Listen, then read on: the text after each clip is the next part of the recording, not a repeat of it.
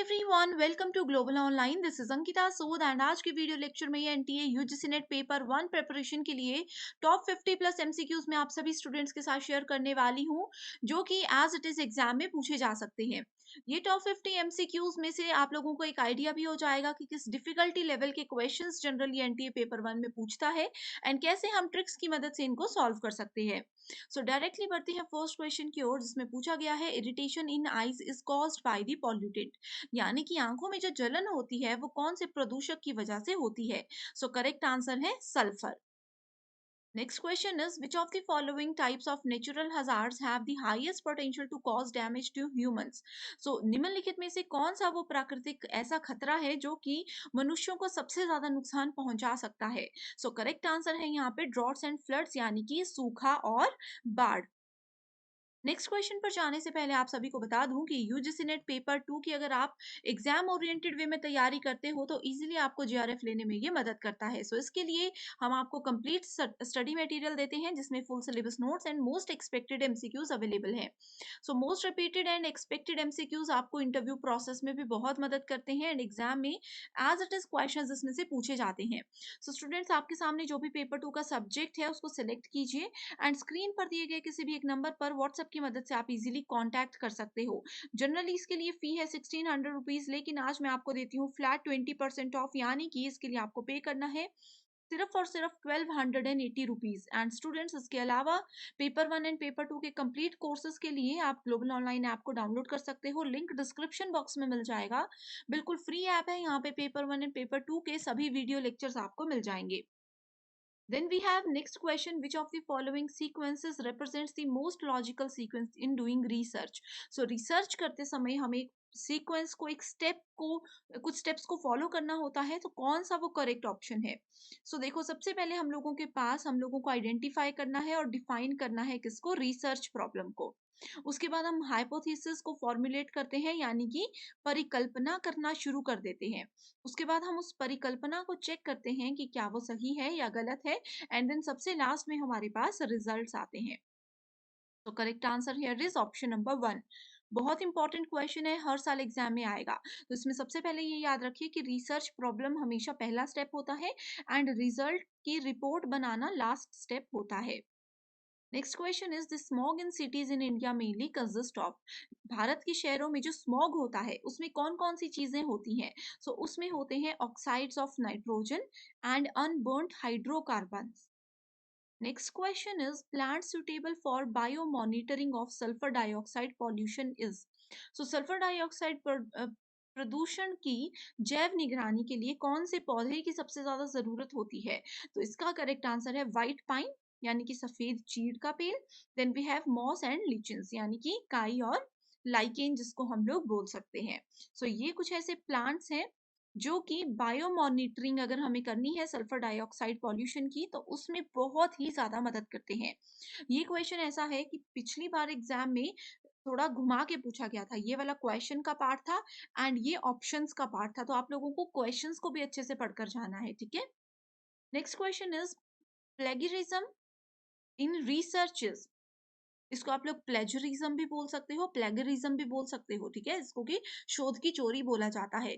सो research में इसको क्यों यूज किया जाता है, क्या ये होता है। तो ये होता है किसी पर्टिकुलर पर्सन की इंफॉर्मेशन को कॉपी करना एंड उसको यूज कर लेना। फॉर एग्जाम्पल, अगर आप लोग मान लीजिए कि हमारी जो ग्लोबल ऑनलाइन के नोट्स अगर आप ले रहे हो एंड उन नोट्स को आप लोग अपना नाम ऐड करके, अपनी कंपनी का लोगो ऐड करके आगे कहीं सेल कर रहे हो, किसी स्टूडेंट को बेच रहे हो, चाहे हार्ड कॉपी में चाहे सॉफ्ट कॉपी में, तो आप लोग क्या कर रहे हो, प्लेजरिज्म कर रहे हो। यानी कि आपने क्या किया, हमारे कंटेंट को कॉपी किया और अपना नाम देकर उसको आप आगे सेल कर रहे हो, तो इसकी एक बहुत बड़ी सजा भी हो सकती है। तो रिसर्च के दौरान आपको ये चीजें याद रखनी चाहिए।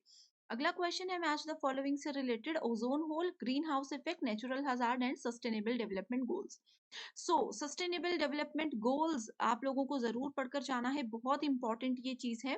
तो ओजोन होल जो है that is directly related to UV radiations. Then we have green house effect, so ये मीथेन से कनेक्ट होता है। नेचुरल हजार्ड जो है सुनामी है। ठीक है, आप लोगों ने सुनामी सुना होगा, ये नेचुरल हज़ार्ड है। इसकी मदद से आप इज़िली करेक्ट आंसर को आइडेंटिफ़ाई कर सकते थे। Then we have sustainable development goal, जो कि सेंट्रिज्म होता है।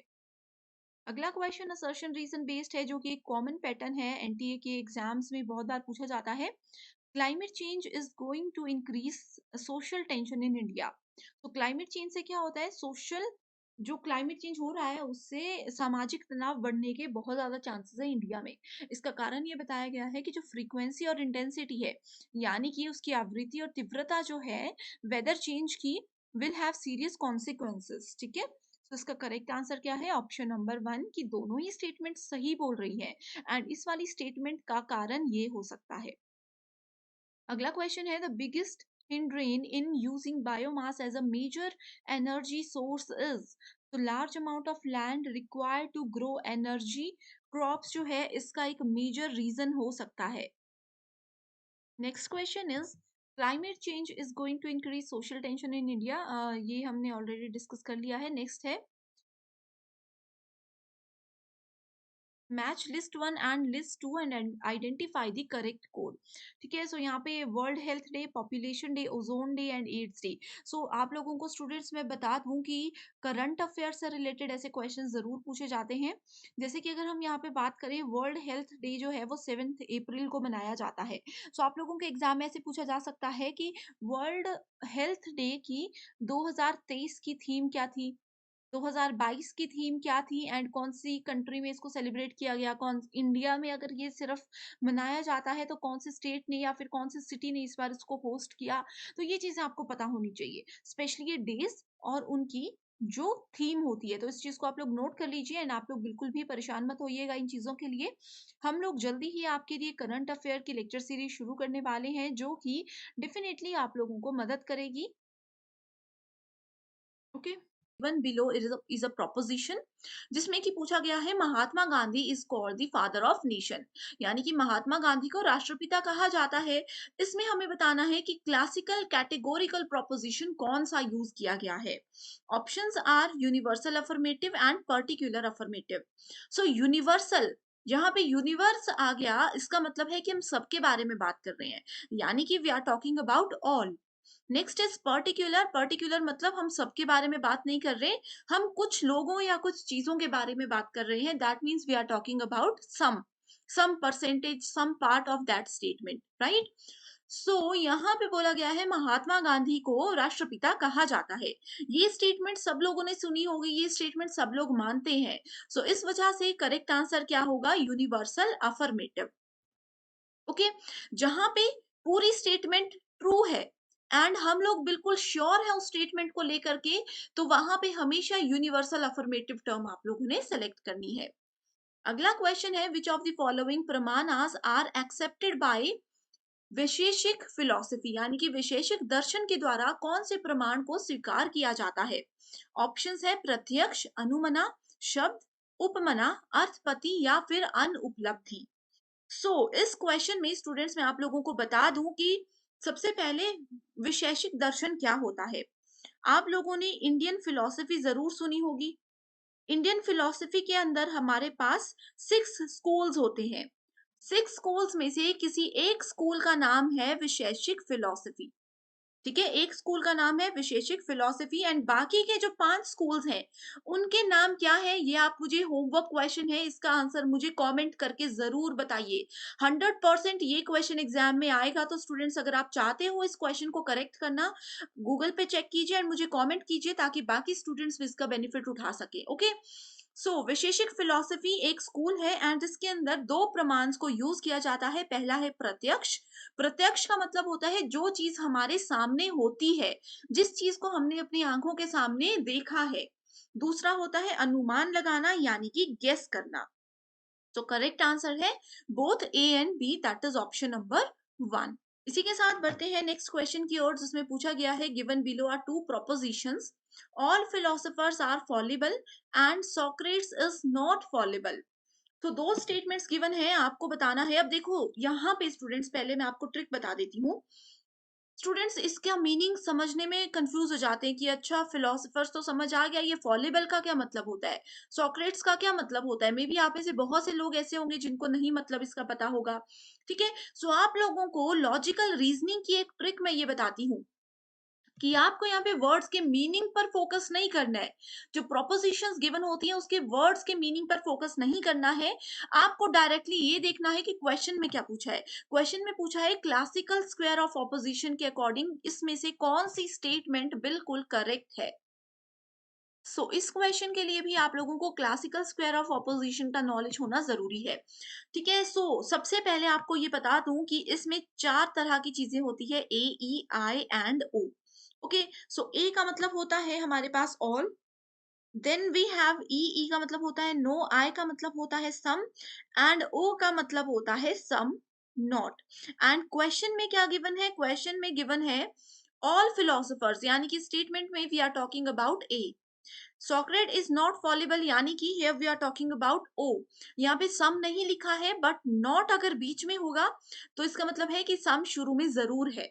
ठीक है, इसका मतलब है ए एंड ओ स्टेटमेंट की यहाँ पे हम बात कर रहे हैं। ठीक है, इसमें बताना है कि कौन सी स्टेटमेंट करेक्ट है। ये दोनों स्टेटमेंट्स अगर एक जगह पे आ जाए, इसका मतलब है कि इन दोनों के बीच में कुछ ना कुछ रिलेशनशिप है। एंड ए और ओ के बीच में कौन सा रिलेशनशिप होता है, कॉन्ट्राडिक्टरी का रिलेशनशिप होता है। इस पे एक डिटेल्ड वीडियो मैंने ऑलरेडी बनाई हुई है, अगर आपने वो अभी तक नहीं देखी है मुझे कमेंट कीजिए, मैं डेफिनेटली आपके साथ लिंक शेयर कर दूंगी। Next question is which of the following are accepted in Buddhism. Buddhism में कौन कौन सी चीजों को एक्सेप्ट किया जाता है। फर्स्ट इज अध्यास, अपोहा, अभवा जिसको कि अभाव बोला जाता है, यानी कि किसी चीज की कमी। नेक्स्ट इज अर्थपति, यानी कि किसी अर्थ की उत्पत्ति, यानी कि किसी वर्ड के मीनिंग को हम यहाँ पे फाइंड आउट करते हैं। प्रत्यक्ष जो चीज हमारे सामने है, शब्द मतलब कोई वर्ड। बुद्धिज्म में कौन सी चीज को एक्सेप्ट किया गया था, correct answer here is B and E only. Direct questions हैं। अगर आप लोगों ने एक लिस्ट बना दी है कि बुद्धिज्म में किसको एक्सेप्ट किया जाता है, उपनय में किस चीज को एक्सेप्ट किया जाता है, तो ये क्वेश्चन 2 सेकंड में आप सॉल्व कर सकते थे। यहाँ पे अपोहा एंड प्रत्यक्ष, ये दोनों चीजों के बारे में बात की गई है। अपोहा क्या होता है, Apoha refers to Buddhist exclusion theory. ठीक है, ये उनकी एक्सक्लूजन थ्योरी का ही एक पार्ट है, जिसमें कि it is a negative process of exclusion. ये स्टेटमेंट पे एग्जाम में पूछी जाती है कि बुद्धिज्म के अंदर उनकी नेगेटिव स्टेटमेंट ऑफ एक्सक्लूजन क्या है, तो वो है Apoha. Next question is what is the nature of logical argument. एक लॉजिकल आर्ग्यूमेंट गिवन है, आपको बताना है, कोई भी लॉजिकल आर्ग्यूमेंट आप ले सकते हैं, उसको बताना है कि उसका नेचर क्या हो सकता है। आपने अगर इसकी सिर्फ पीवाईक्यूज पे ओवरव्यू भी लिया होगा तो आपको पता होगा कि एक लॉजिकल आर्ग्यूमेंट के साथ हम वैलिड और इनवैलिड ये दो ही टर्म्स को जो है यूज करते हैं। अगला क्वेश्चन है which one of the following decides the figure of a categorical proposition. Categorical proposition मैंने आपको बता दिया, उसके फिगर्स को हम कैसे डिसाइड करते हैं, कौन मदद करता है, तो उसमें मदद करता है मिडल टर्म। मिडल टर्म क्या होती है, दो स्टेटमेंट्स गिवन है, suppose all dogs are animals, then we have all animals are brave. तो यहाँ पे दोनों में कॉमन स्टेटमेंट क्या है, एनिमल्स है। इस केस में मिडल टर्म क्या होगी, मिडल टर्म होगी एनिमल। हमेशा किसी भी कैटेगोरिकल प्रोपोजिशन को डिसाइड करने के लिए, उसका फिगर डिसाइड करने के लिए मिडल टर्म का एक मेजर रोल होता है। Next question is quantity and quality of a categorical proposition decide what. Quality and quantity जो होती है कैटेगोरिकल प्रोपोजिशन की, उससे हम उसके मूड तक पहुंच पाते हैं। Then we have next question, the fallacy. Fallacies are very important for your UGC NET examination. We have different types of fallacies. All types are very important, right? The fallacy produced in the conclusion due to the repudiation of साध्य by हेतु is known as। हेतु के द्वारा अगर साध्य के repudiation यानी कि खंडन के कारण कोई फैलेसी हमारे पास आती है, फैलेसी बनती है, तो उसको क्या बोला जाता है, उसको विरुद्ध बोला जाता है। ठीक है, विरुद्ध को और क्या बोला जाता है, इसको इसको कॉन्ट्राडिक्टरी मिडल भी बोला जाता है। एग्जाम में same question as it is पूछा जाएगा, लेकिन विरुद्ध की जगह ऑप्शन होगा कॉन्ट्राडिक्टरी मिडल। ओके, ये क्या होता है विरुद्ध? It is the one which disproves the very proposition which is meant to prove. एक ऐसा प्रोपोजिशन जिसको हमें प्रूव करना था, लेकिन उसको हमने डिसअप्रूव कर दिया, वो हम उसके विरुद्ध चले गए। Next question is what is the sequential order of a comprehensible sentence in Nyaya philosophy? सो न्याय फिलॉसफी में कौन सा होता है एक सीक्वेंस? तो सबसे पहले इसमें आता है हमारे पास आकांक्षा, then we have yogyata, then we have sannidhi, then we have tatparya. तात्पर्य, okay, so correct answer is option number 2। Next question is four propositions given है, two of them are related in such a way that they cannot be true together although they can be false। यानी कि चार में से दो statements ऐसी हैं जो कि एक साथ ट्रू हो सकती हैं, लेकिन दोनों स्टेटमेंट्स एक साथ कभी भी फॉल्स नहीं हो सकती। सो इस क्वेश्चन के लिए आपको ऑप्शंस पढ़ने हैं, ये स्टेटमेंट्स पढ़नी है, देन आपको इसके ऑप्शंस भी पढ़ने हैं, ठीक है? देन फिर आप उसको कंपेयर करोगे। जो भी स्टेटमेंट जहां पे दोनों स्टेटमेंट्स एक साथ ट्रू हो सकती हैं लेकिन एक साथ फॉल्स नहीं हो सकती, वो स्टेटमेंट्स क्या होती है? कॉन्ट्रारीज स्टेटमेंट्स होती हैं। इस चीज को अगर आप लोगों ने नोट किया होगा, वो चीजें क्या होती है? कॉन्ट्रारी स्टेटमेंट्स होती हैं। सो कॉन्ट्रारी स्टेटमेंट हमेशा होती है ए टू ई। ए का मतलब हो गया ऑल वाली, ई का मतलब हो गया नो वाली।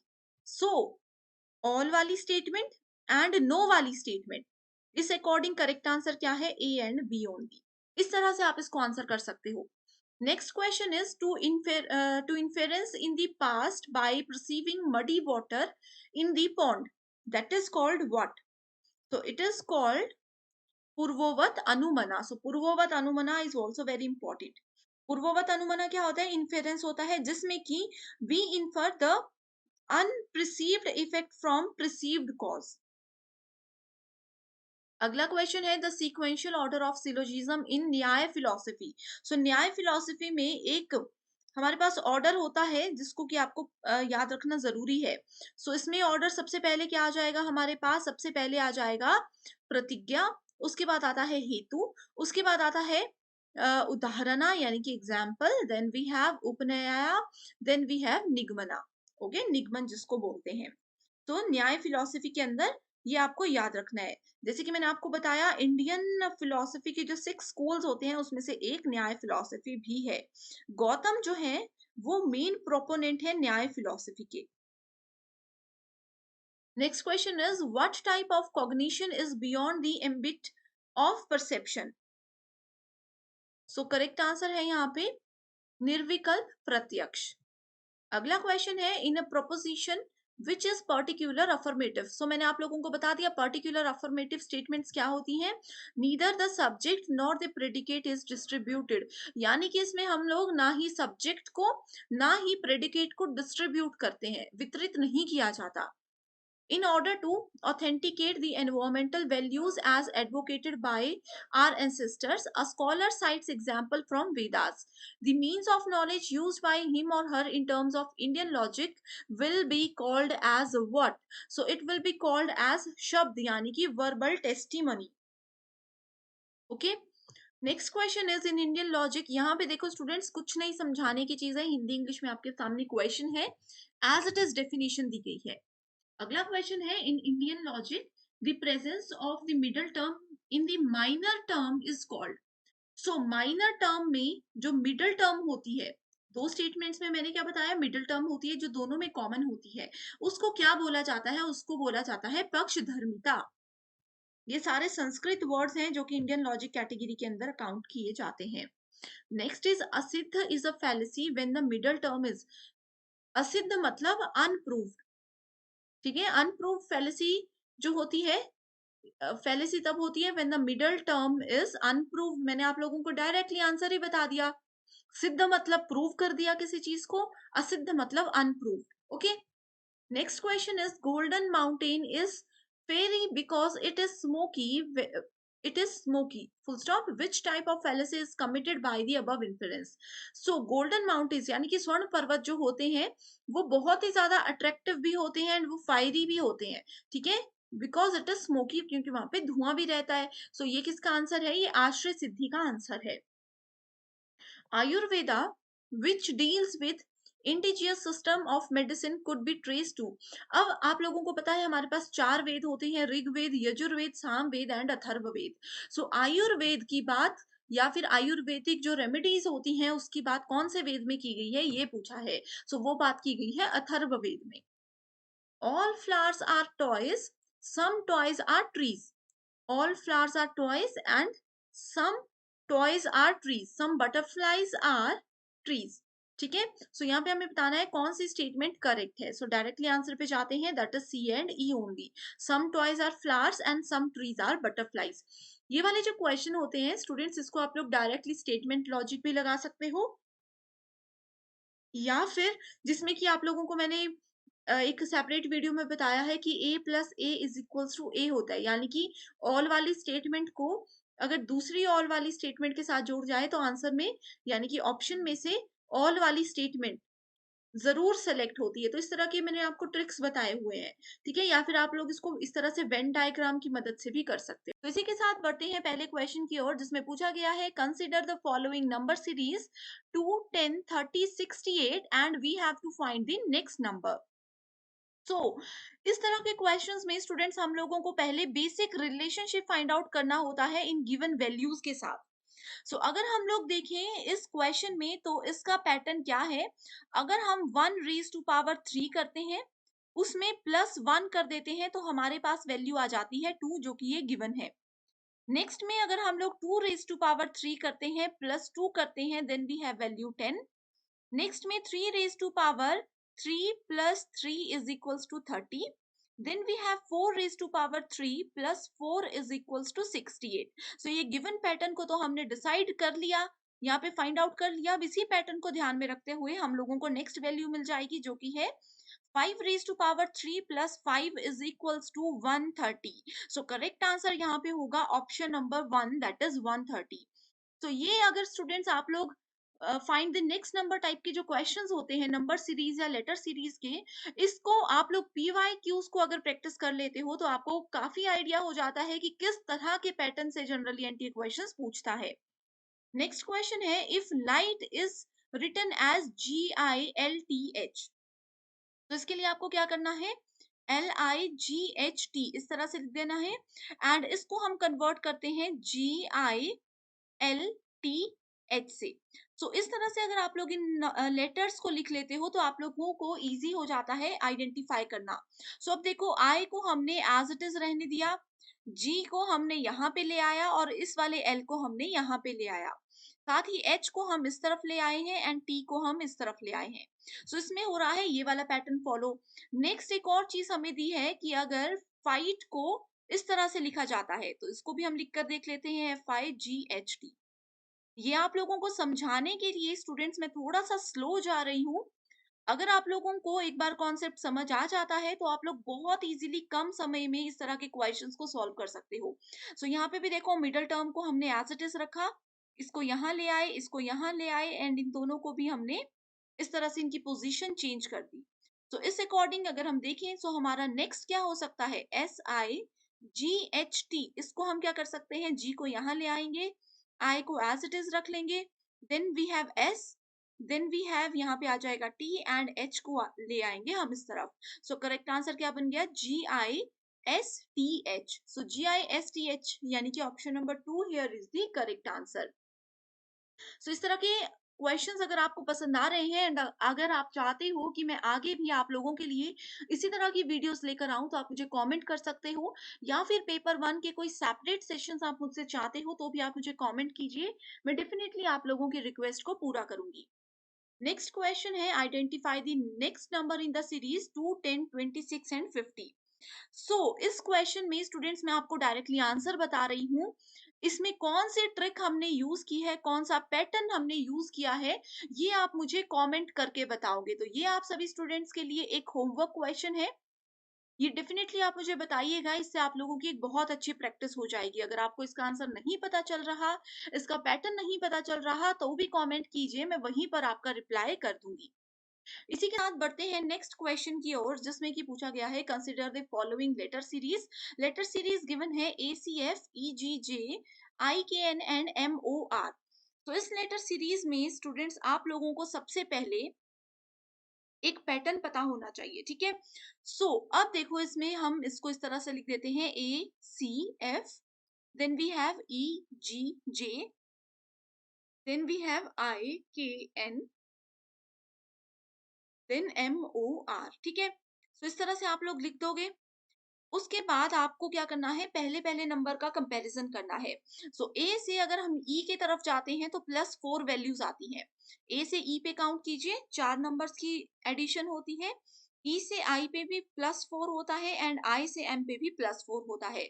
तो सेम ही पैटर्न हमें फॉलो करना है ई से आगे की ओर। सो ई से जब हम लोग आगे की ओर सॉरी एम से आगे की ओर जाएंगे तो यहाँ पे हमारे पास वैल्यू आ जाती है क्यू, ठीक है। सो ऑप्शंस में देखो, क्यू से ही आप लोगों को डायरेक्ट आंसर मिल गया, जो कि है ऑप्शन नंबर 1। सो आप लोगों को यूजीसी नेट के रीजनिंग के सेक्शन में स्मार्ट वर्क करना है, पूरा सॉल्व करने की जरूरत नहीं है। आप देख सकते हो फर्स्ट लेटर सीरीज में से ही हम लोगों को करेक्ट आंसर बहुत बार मिल जाता है। Okay, next question is a man walks at a speed of 3 kilometre per hour from location A. So एक पर्सन की लोकेशन है ए, तो उन्होंने ए से 3 किलोमीटर पर आवर की तरफ को ईस्ट की साइड को जो है मूव किया, ठीक है। सो अगर हम लोग इस पॉइंट को ईस्ट डायरेक्शन मानकर चलते हैं तो उन्होंने 3 किलोमीटर जो है ट्रेवल किया है, ये ईस्ट की डायरेक्शन है। ओके, उन्होंने सिर्फ यहाँ 3 किलोमीटर तक ही ट्रेवल किया। उसके बाद फॉर 1 आवर, ठीक है। इसका मतलब क्या हुआ कि 3 किलोमीटर के लिए उनको कितना समय लग गया, इसके लिए उन लोगों को 1 आवर का समय लग गया। उसके बाद उन्होंने क्या किया, देन उन्होंने टर्न कर दिया लेफ्ट को। तो इस तरफ को जाते जाते उन्होंने लेफ्ट को टर्न कर दिया एंड वो कितना 1.5 किलोमीटर ट्रेवल किया उन्होंने 6 आवर तक के लिए। सो इस तरफ को अगर देखेंगे तो उन्होंने यहाँ पे 6 आवर्स 1.5 किलोमीटर तक का ट्रेवल किया टूवर्ड्स नॉर्थ डायरेक्शन, ठीक है। एंड इस तरह से वो कहाँ पर पहुंच गए, इस तरह से वो पहुंच गए अपनी लोकेशन बी पे। Then the shortest distance from A to B. तो अब देखना है ए से बी पे शॉर्टेस्ट डिस्टेंस क्या है, तो ये वाला शॉर्टेस्ट था। यहाँ पे 3 किलोमीटर ट्रेवल किया, यहाँ पे उन्होंने 1.5 किलोमीटर ट्रेवल किया। सो इसके लिए हम लोगों को क्या करना है, इसके लिए हमें पहले कैलकुलेशन करनी है। सो 1 घंटे तक आप कैलकुलेट करते हो 3 पे, तो आपका रिजल्ट आ जाता है यहाँ पे टोटल 3 किलोमीटर। देन 1.5 को हमें 6 के साथ करना है, यानी कि 1.5 किलोमीटर उन्होंने 6 आवर्स में ट्रेवल किया। सो 1.5 को अगर हम 6 से मेजर करते हैं तो वो आ जाता है अराउंड 9 किलोमीटर। सो शॉर्टेड डिस्टेंस के लिए हमें फॉर्मूला राइट एंगल ट्राइंगल ये बन गया, तो इसका फॉर्मूला होता है 3 स्क्वायर प्लस 9 स्क्वायर, ये जो वैल्यूज आई हैं बेस स्क्वायर प्लस दिस वाला स्क्वायर, एंड इसको हम ये कर देंगे। सो आंसर आ जाएगा अप्रोक्सीमेटली 9.48। सो 9.48 किलोमीटर शॉर्टेस्ट पाथ होता है। Next question is consider the following number series 0, 6, 24, 68 and 120। सो यहाँ पे सेम हमें लॉजिक को फॉलो करना है। पहले मैं आपको आंसर भी बता देती हूँ। सो इसमें देखो क्या है, 0 में 1 को मल्टीप्लाई कर दो एंड 2 को मल्टीप्लाई कर दो, आंसर आ जाएगा 0। Then we have 1 into 2 into 3 that is equals to 6। Next we have, तो 6 वैल्यू भी आ गई, 0 वैल्यू भी आ गई। 24 वैल्यू के लिए क्या करेंगे, 2 इंटू 3 इंटू 4 दैट इज 24। उसके बाद आ जाएगा 3 into 4 into 5 is equals to 60। 60 value आ गई। उसके बाद हम कर देंगे यहाँ पे 4 into 5 into 6 120। Then we have 5 into 6 into 7 that is equals to 210। So correct answer यहाँ पे है 210। तो ये थोड़े से बेसिक लॉजिक्स होते हैं जो कि प्रैक्टिस आपकी चाहते हैं, तभी आप लोग इनको सॉल्व कर पाओगे। Next is which of the following is data visualization method. So data visualization होता है pie chart and bar chart. Okay, next question is in the following letter series. So letter series given है जिसमें बोला गया है A B C F। अगला है B, C, D, G, इस तरह से ही आपको हमेशा लिखना है। Then we have C, D, E and H. Then we have D, E, F and I. Okay, so ये लेटर सीरीज आ गई। अब इसमें देखना है नेक्स्ट टर्म कौन सी होगी। इसमें ए से बी पे जाएंगे +1, बी से सी पे जाएंगे +1, सी से डी पे जाएंगे +1, यानी कि एक एक डिजिट हम आगे बढ़ते गए। देखो फिर से यहाँ पे बी से सी पे गए +1 +1 +1 का पैटर्न ही यहाँ पे फॉलो किया गया है। डी के बाद नेक्स्ट वैल्यू आ गई ई के बाद नेक्स्ट वैल्यू आ गई एफ। यहाँ पे ई एंड एफ के 3 पैटर्न्स गिवन है। ठीक है, हमें अगला भी सॉल्व करना पड़ेगा। E+1 F +1 G। यहाँ पे इसको हटा देंगे तो F+1 G। यहाँ पे आ गया हमारे पास H+1 I+1 J। ठीक है, करेक्ट आंसर क्या हो गया यहाँ पे? Option number 3, that is EFGJ। EFGJ यहाँ पे आ गया।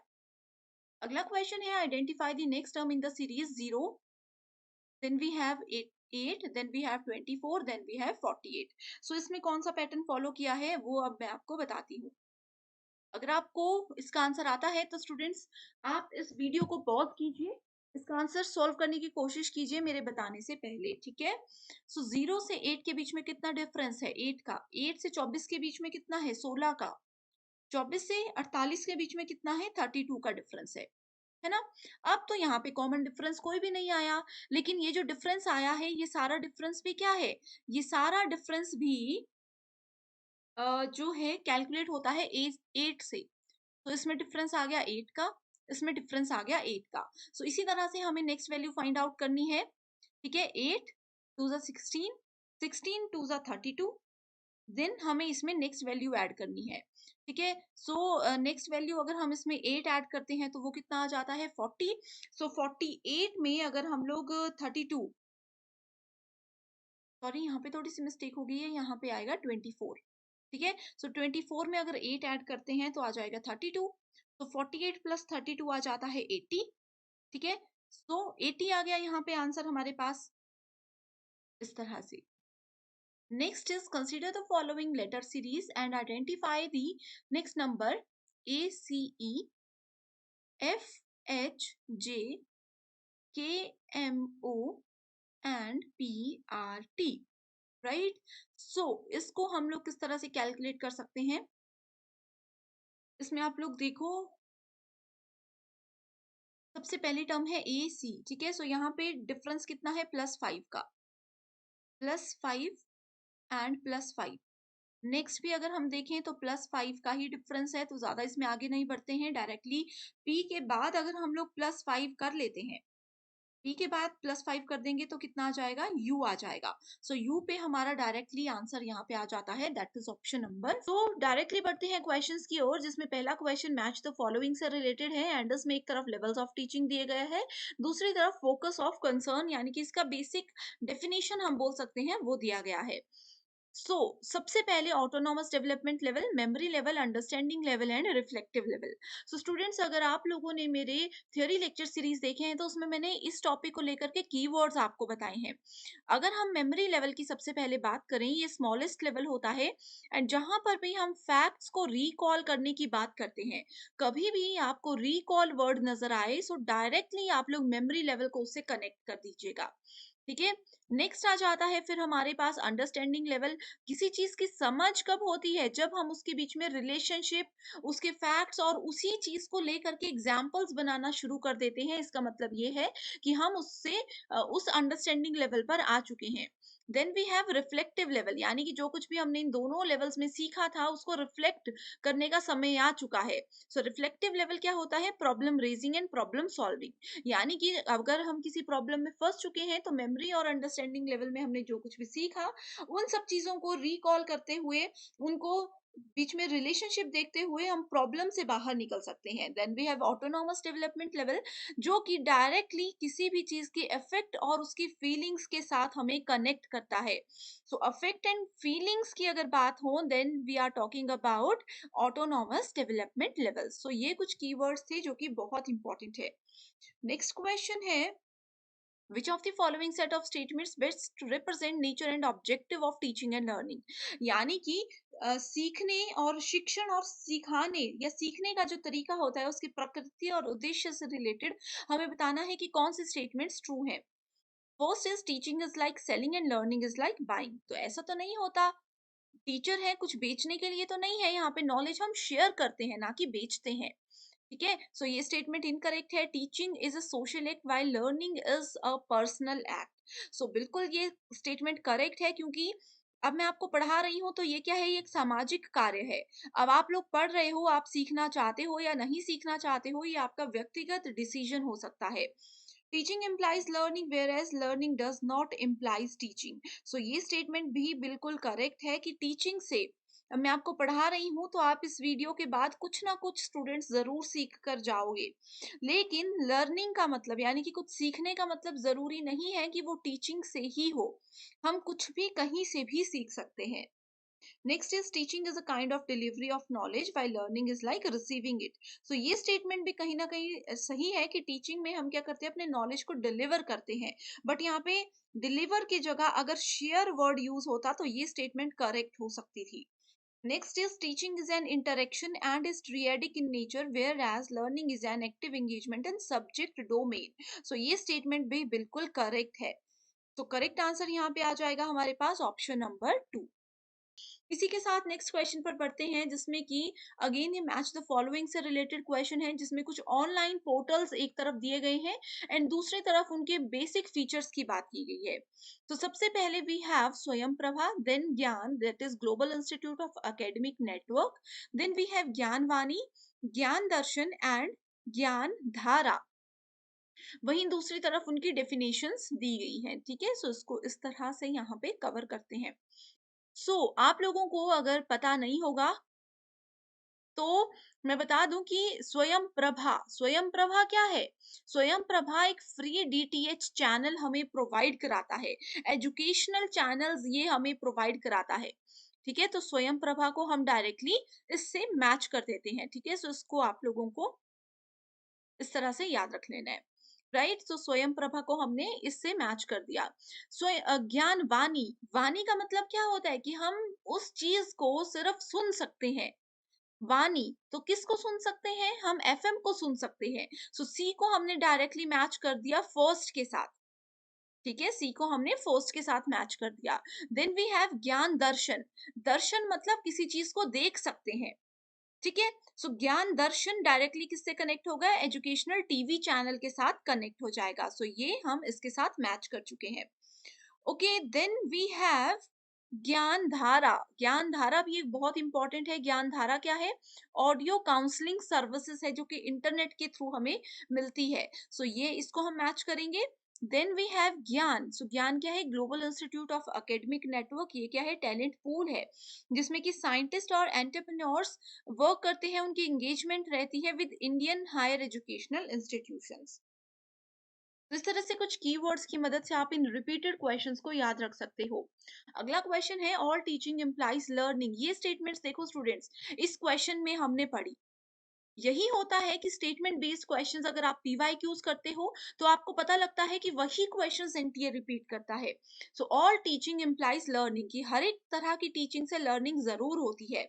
Learning to be useful must be delivered from teaching, यानी कि अगर हमने सीखने के लिए जो उपयोगी चीजें होती है उसको उपयोगफुल बनाना है तो उसके लिए वो चीजें टीचिंग की मदद से ही पूरी हो सकती हैं। यहाँ पे हमने प्रीवियस क्वेश्चन में भी डिस्कस किया था कि सीखने के लिए टीचिंग की जरूरत नहीं होती है। किसी स्टूडेंट को कुछ सीखने के लिए हर बार किसी टीचर की जरूरत नहीं होती, वो कुछ चीजें अपने आप भी सीखते हैं, कुछ चीजें सेल्फ स्टडी से भी सीखते हैं। ओके, नेक्स्ट क्वेश्चन आपके लिए होमवर्क क्वेश्चन है जिसका आंसर आप मुझे हमेशा की तरह कमेंट करके बताओगे एंड मैं वही आपको बताऊंगी कि वो करेक्ट है या इनकरेक्ट है। अगर आंसर नहीं आता होगा तो भी मुझे कमेंट कीजिएगा, मैं वहीं पे आपको इसका आंसर बता दूंगी। Which one of the following is an की बिहेवियर इन इफेक्टिव टीचिंग। अगर हमें अपनी टीचिंग को प्रभावी बनाना है तो महत्वपूर्ण व्यवहार कौन सा होना चाहिए। ठीक है, 4 ऑप्शंस हैं, हिंदी इंग्लिश में पढ़िए एंड आंसर मुझे जरूर कीजिए।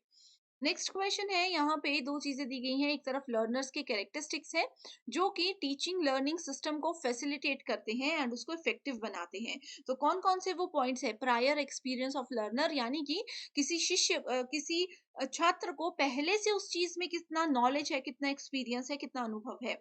लर्नर का फैमिली लिंकेज, यानी कि अगर टीचर और लर्नर के बीच में कोई फैमिली रिलेशनशिप है तो ये स्टेटमेंट गलत है। एप्टीट्यूड ऑफ द लर्नर, यानी कि वो कितना योग्यता रखता है।